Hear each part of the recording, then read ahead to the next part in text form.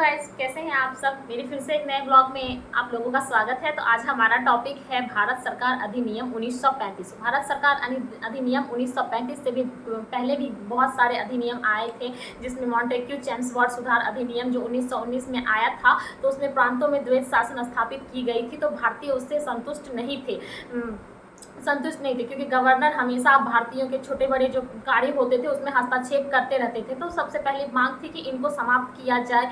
तो 1935 मतलब 1919 का जो अधिनियम था, उसके बाद फिर से एक साइमन कमीशन की रिपोर्ट प्रकाशित की गई थी, जो वो भी भारतीयों को मंजूर नहीं थी। उसका भी बहुत विरोध हुआ, लेकिन फिर भी उस रिपोर्ट प्रकाशित की गई। और फिर उसके बाद ब्रिटिश सरकार ने भारतीयों का देखने के लिए कि भारतीय क्या क्या मांग कर सकते हैं, उनके बीच क्या क्या मांगे हैं, उसके लिए एक गोलमेज सम्मेलन बुलाया। गोलमेज सम्मेलन में भी सभी छोटे बड़े पार्टियों को बुलाया गया। 3 गोलमेज सम्मेलन हुए। पहला गोलमेज सम्मेलन असफल हो गया। दूसरा गोलमेज सम्मेलन में सरकार ने क्या किया, आप लोगों ने सभी दल, छोटे छोटे दल ने अपनी अपनी बातें रखी तो सब में बहुत मतभेद दिखा। तो सरकार ने कहा कि आप लोग किसी एक बात पर सहमत नहीं हो पा रहे हैं, अब हमें जो है वो करने दीजिए। तो सबकी बातों को सुनकर ब्रिटिश सरकार ने एक सांप्रदायिक पंचायत तैयार किया, एक श्वेत पत्र जारी किया गया, जिसकी रिपोर्ट ऐसे तो 1933 में ही प्रकाशित की गई, लेकिन इसका कार्यान्वयन भारत सरकार अधिनियम 1935 के तहत आया, जिसे ही भारत सरकार अधिनियम कहा गया। अब यह भारत का पहला इतना बड़ा अधिनियम था जिसके 10 धाराएं थी और 10 भाग थे और 321 धाराएं थी। यही भारत सरकार अधिनियम से बहुत सी बातें हमारे संविधान में ली गई है। यह क्वेश्चन बार बार पूछा भी जाता है एग्जाम्स में कि हमारे संविधान में किस अधिनियम से बातें ली गई है। तो 1935 के भारत सरकार अधिनियम का जो उसी को मिनी संविधान भी कहा जाता है, भारत सरकार अधिनियम 1935 को। इसके तहत प्रांतों में जो द्वैत शासन स्थापित की गई थी, सबसे पहले तो उसे समाप्त कर दिया गया और प्रांतों में श्वेत शासन की व्यवस्था की गई। फिर दूसरा, क्या अब इसके स्थान पर केंद्र में द्वैत शासन स्थापित किया गया। केंद्र में द्वैत शासन स्थापित किया गया। तीसरा था कि संघीय शासन व्यवस्था की गई, संघीय शासन व्यवस्था की स्थापना की गई। लेकिन संघीय शासन व्यवस्था की स्थापना की जाने की व्यवस्था की गई थी, लेकिन यह सफल नहीं हो सका, क्योंकि 11 ब्रिटिश भारतीय प्रांत थे और 6 काउंसिल ऑफ चीफ के और देसी रियासत के कुछ प्रांत थे, जो कि ब्रिटेन सरकार ने यह शर्त रखी कि संघीय शासन पद्धति तभी लागू की जाएगी जब ब्रिटिश देसी रियासत है वो यह सहमत मतलब मानने के लिए तैयार हो जाए कि संघीय शासन व्यवस्था के अंतर्गत वो आना चाहते हैं। लेकिन देसी रियासत के राजा ये मानने के लिए, बहुत सारे राजा ये मानने के लिए तैयार नहीं हुए। तो वो सोचते थे कि हम स्वतंत्र हैं, जैसे हैं वैसे हमारा अपना संविधान है, हम ठीक है। तो ये बात सफल नहीं हो सकी। उसके बाद शक्तियों का बंटवारा हुआ, शक्तियों का बंटवारा किया गया, जैसे कि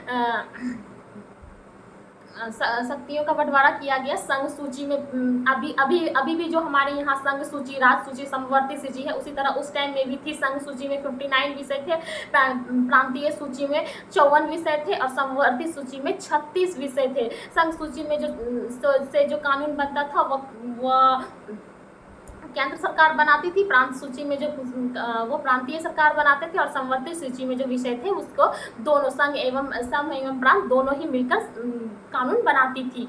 उसके बाद इसमें रखा गया एक संघीय न्यायालय की व्यवस्था की गई, जो कि संघीय न्याय जैसा अभी हम लोग का सुप्रीम कोर्ट है, जो कि अंतिम अपीलीय न्यायालय है, उसी तरह एक संघीय न्यायालय की व्यवस्था की स्थापना की व्यवस्था की गई। लेकिन वह एक अंतिम अपीलीय न्यायालय नहीं था।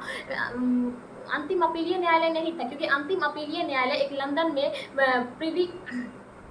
लंदन में एक मतलब न्यायालय था। उसमें वह अंतिम सुनवाई वहीं पर होती थी, जैसे कि अभी हमारे सुप्रीम कोर्ट में अंतिम अपील की जाती है, लेकिन वहाँ पे लंदन में जो था उसी में हुआ करता था, अंतिम अपील वहीं पे की जाती थी।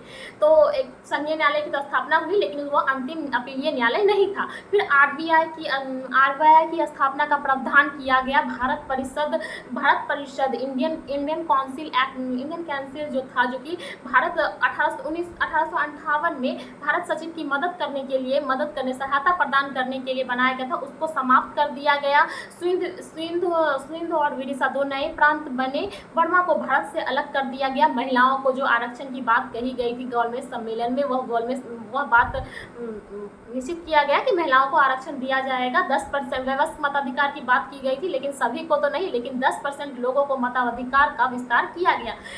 सांप्रदायिक निर्वाचन पद्धति की मांग की गई थी, जैसे कि depress class doctor Bhimrao Ambedkar द्वारा, लेकिन वो सांप्रदायिक निर्वाचन पद्धति तो नहीं लागू हुआ, क्योंकि गांधी जी पहले ही पूना पैक्ट के तहत डॉक्टर अंबेडकर से समझौता कर चुके थे। इसके तहत अनुसूचित जनजाति और जनजातियों के लिए सीटें आरक्षित की गई।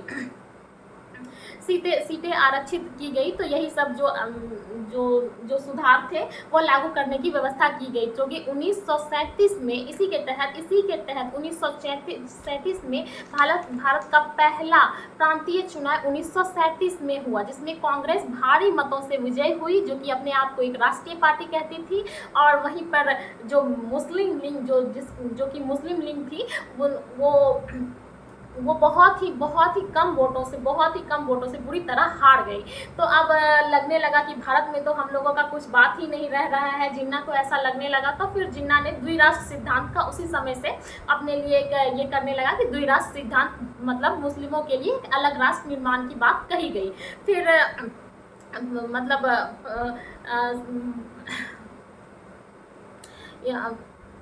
तो इस भारत सरकार अधिनियम के बारे में बहुत से तथ्य भी कहे गए हैं कि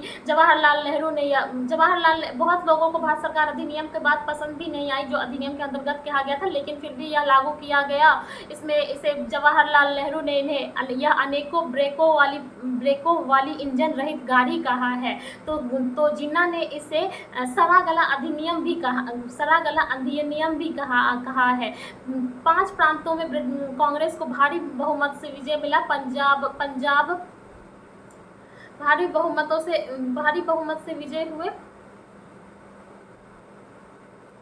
जैसे कि उड़ीसा, मद्रास, संयुक्त प्रांत, उत्तर पश्चिम सीमा प्रांत, बम्बई, और 2 प्रांतों में मतलब कुल 8 प्रांतों में कांग्रेस ने अपनी सरकार बनाई और भारी मतों से विजय हुई। लेकिन जब 1929 का द्वितीय विश्व युद्ध चल रहा था, ब्रिटिश सरकार ने फिर से बिना भारतीयों की सहमति के बिना ही भारतीयों को युद्ध में शामिल कर लिया। तब कांग्रेस ने अपनी 8 प्रांतों में जो सरकारी बनी थी उसे गिरा दिया और कहा कि जो क्या फ़ायदा, तब फिर ऐसे स्वायत्त शासन का, जो प्रांतों में स्वायत्त शासन दी गई थी, जब हमें किसी बात में पूछा ही नहीं जाता है, हमसे कोई बात में राय समर्थन ही नहीं लिया जाता है, तो फिर क्या फ़ायदा ऐसे स्वायत्त शासन का, और अपनी सरकार गिरा दी। इससे सबसे ज़्यादा जो खुश हुए थे मोहम्मद अली जिन्ना, क्योंकि उन्होंने उसी दिन मुक्ति दिवस के रूप में मनाया।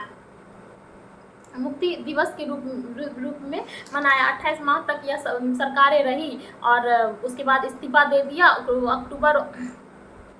22 दिसंबर 1931 को जिन्ना ने मुक्ति दिवस के रूप में बनाया। तो आज की वीडियो यहीं पे समाप्त करते हैं, मिलते हैं नेक्स्ट वीडियो में।